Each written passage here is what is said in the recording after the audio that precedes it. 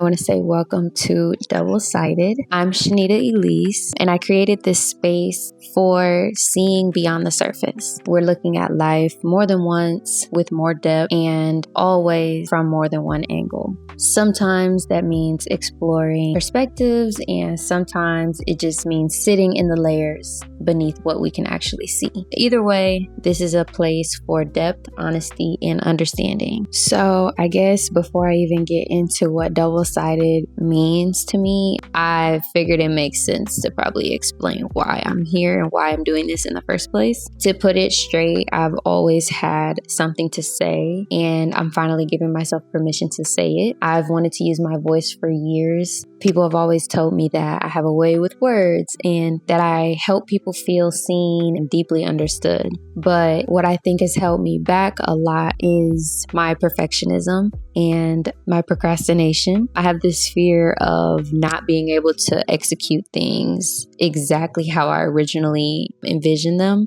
So that has stopped me more times than I can count. And then I have this irrational fear of being misunderstood. I think I've always wanted to be understood so badly that I've stayed quiet a lot of times instead of allowing myself to be vulnerable and be open about what I think or how I feel, or just sharing my perspective in general, because I've always been afraid of people misunderstanding me or my intentions. But now I feel a lot more aligned lately. I think I'm still nervous, but I really believe that this is something God is calling me to do. So even though I'm scared, even though I'm nervous, even though I'm not sure how it's going to go or what exactly I'm supposed to do, I'm choosing to just move forward anyway, because God said so. But long term, I do want this to become a space full of free expression and connection. I want it to be a space that broadens both my perspective and other people's perspectives. And then above all else, I want this space to be rooted in godly grace, really just centered around God and trying to be more Christ-like and seeing each other in the way that God sees us. But that brings me to what double-sided actually means. For me, it's deeper than just seeing two sides. Obviously, y'all hear the play on words. When I was coming up with it, the first thought that I had was the saying, every coin has two sides. And I think in a lot of ways that can connect to just people and life and situations. Like a lot of stories have two sides. That's kind of how I saw it at first. And then the play on words came in and I was like, double-sided is more like doing a double take on life. It's realizing that what we see at first glance is not always the full truth. It's intentionally revisiting an initial thought or feeling or judgment and choosing to say, I'm going to go back and try to see a different perspective, basically. Life isn't just two-sided. It's very, very layered. It's not one-dimensional. Nothing in life is one-dimensional. Most people only see the layer that fits their narrative the best or that fits their beliefs or their perspective. It's just more layered than that. It's deeper. For example, when I see a homeless person, I don't just see a homeless man asking for money. I see a human being. I see someone's child, someone who may have once had a family or dreams or a home. And I see someone who may not have the basic necessities in life just to feel clean, warm, fed, or safe. For me, seeing that is a choice, and I choose to be that kind of person. Double-sided is a way of thinking and being. It's choosing to look beyond the surface and treating people with the same care that you would if you knew everything that they had been through.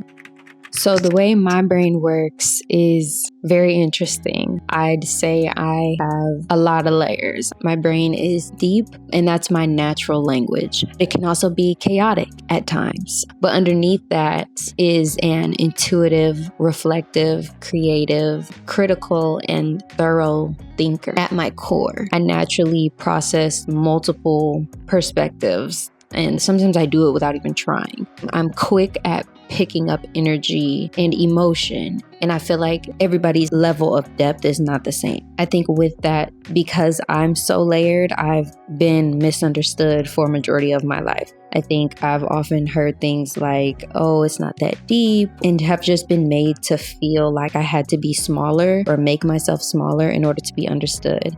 And so my depth sometimes felt like it was too much for other people. But I don't think that that's something that, like, just because you misunderstand somebody, I don't think you should just stay stuck in that. I think you should reflect, or at least that's what I do. So I try to understand the difference in perspective so that I can grow. This means if me and someone else are communicating and I don't understand where they're coming from, I intentionally try to ask questions, ask deeper questions so that I can better understand their perspective. It doesn't mean I have to agree with it, but I do intentionally try to understand, just because I don't want it to come across like my perspective is the only perspective, just because I don't understand. That specifically is why perspective matters to me so much. I think it changes how we love, how we communicate, and how we exist together. For one, it helps us understand people better. And the better that we understand perspectives, ultimately, the better the world could be. When people only see their own side, it leads to conflict and defensiveness and disconnection. But when people actually consider others' perspectives, you have conversations that become deeper and safer. Relationships start to feel more balanced. People start to feel seen instead of feeling judged. I've always had empathy, but I haven't always practiced it. As I've gotten older, I've realized that people are just products of their environment, their childhoods, their experiences, their wounds, their trauma. A lot of things aren't personal. They're actually spiritual. Choosing to start looking at people through that lens is what changed the dynamic of my relationships. I'm still not perfect at it. Like, this is something I'm actively working on. It is something that we can practice, and we can call it a spiritual practice. For example, God can see everything. God knows everything. We never will know everything that God knows, but we can try to see more like Him. We can try to see beyond the surface level intentionally. He naturally sees beyond our mistakes. He sees beyond our flaws. For us, as an act of compassion and grace would look like giving people the benefit of the doubt, choosing to understand instead of to react, and treating people with kindness even when they've done something wrong to you. And I'm not saying the extremities of life where people do really, really bad things. More so saying, like, if somebody hurt your feelings, or if somebody, talked to you a certain way and you didn't like how they talked to you, sometimes, depending on what they said and how they said it, they're not intentionally trying to hurt you. And it also depends on reading the situation, understanding people, which I think is a learned practice as well, a learned skill, to be able to read people's intentions. But even if their intentions are ill, choosing to say, I don't like how this person talked to me, but maybe this is what they're used to. Maybe they come from a chaotic household where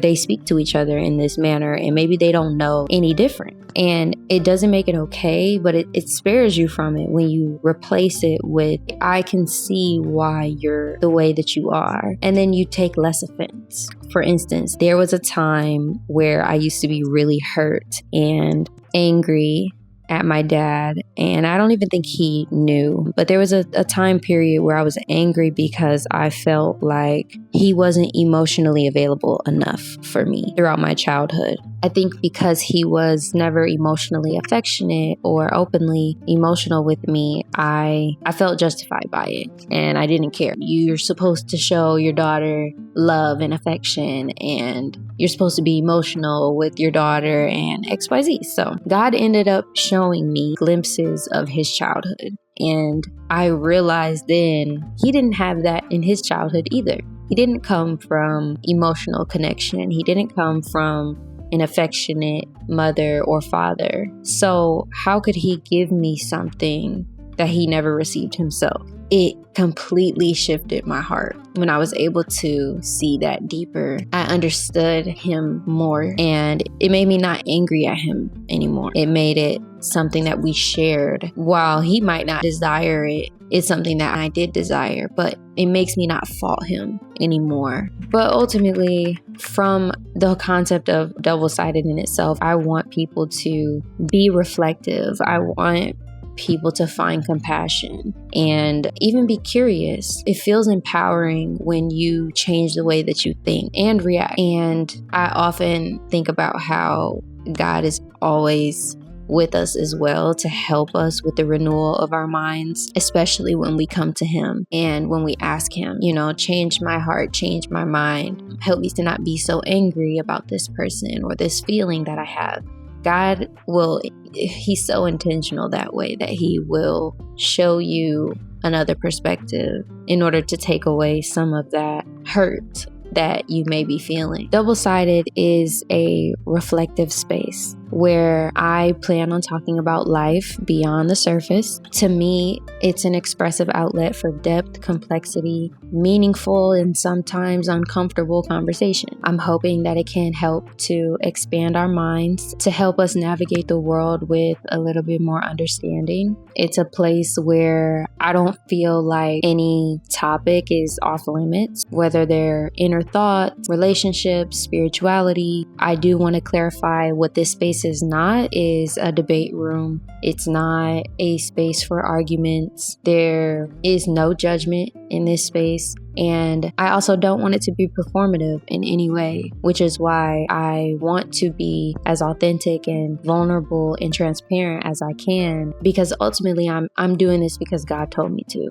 So over time, I'll get better with my words and with expressing myself, but I just want to start. I want people to feel intimate. I want people to feel free-spirited. I want people to feel like they don't have to be perfect and that they can come to this space and feel more thoughtful or leave more thoughtful. This is just the beginning of double-sided. I'm still figuring it out in real time. I'm fine with coming on here and being imperfect. I'm really excited to see where this goes, and I'm grateful that you're here with me either way.